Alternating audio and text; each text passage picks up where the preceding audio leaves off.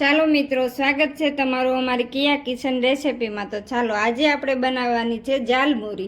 તો ઝાલમુરી આપણે કલકત્તાની ફેમસ છે। તો ઝાલમુરી બનાવવા માટે અહીંયા આપણે 2 કપ આપણે મોટા ભરીને મમરા લીધા છે અને અહીંયા આપણે બટેટા લીધા છે। એને આપણે પહેલેથી બાફી લીધા છે અને અહીંયા આપણે ચણા લીધા છે। ચણાને પણ આપણે આ રીતે બાફી લીધા છે। અહીંયા આપણે મસાલાવાળી સીંગ લીધી છે અને અડધો વાટકો આપણે સેવ લીધી છે। 1 વાટકો આપણે તીખું સવાણું લીધું છે અને આ આપણે વઘારેલા મઠ લીધા છે।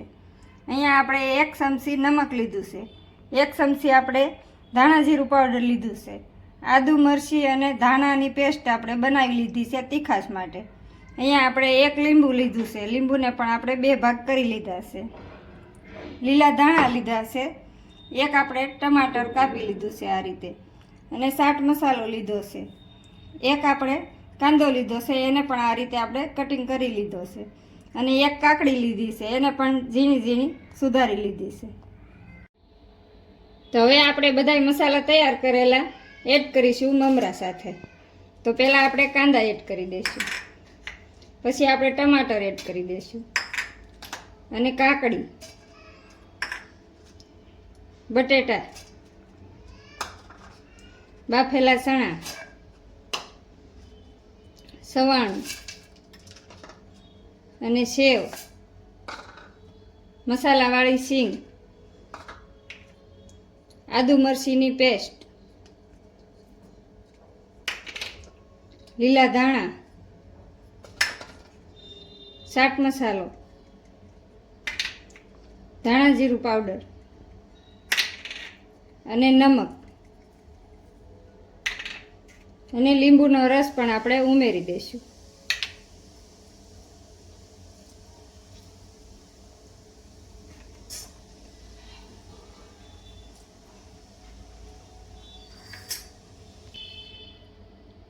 અને મસાલાવાળા આપણે મઠ ઉમેરીશું। તો આમાં તમે જેટલો મસાલો ઉમેરો એટલો આપણે ઉમેરી શકીએ છીએ। તો આને આપણે આ રીતે મિક્સ કરી લઈશું। આ રીતે આપણે પહેલાં મિક્સ કરી લેવાનું છે।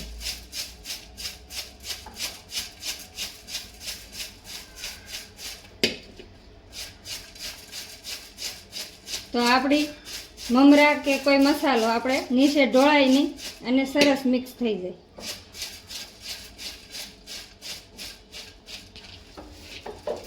તો હવે આપણે ચમચાના મદદથી મિક્સ કરી લઈશું।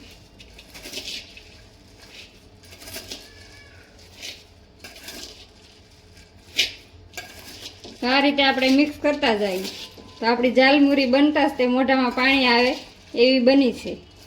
તો આ રીતે તમે કોઈ પણ મસાલા તમને ગમતા હોય તે આપણે આમાં એડ કરી શકીએ છીએ।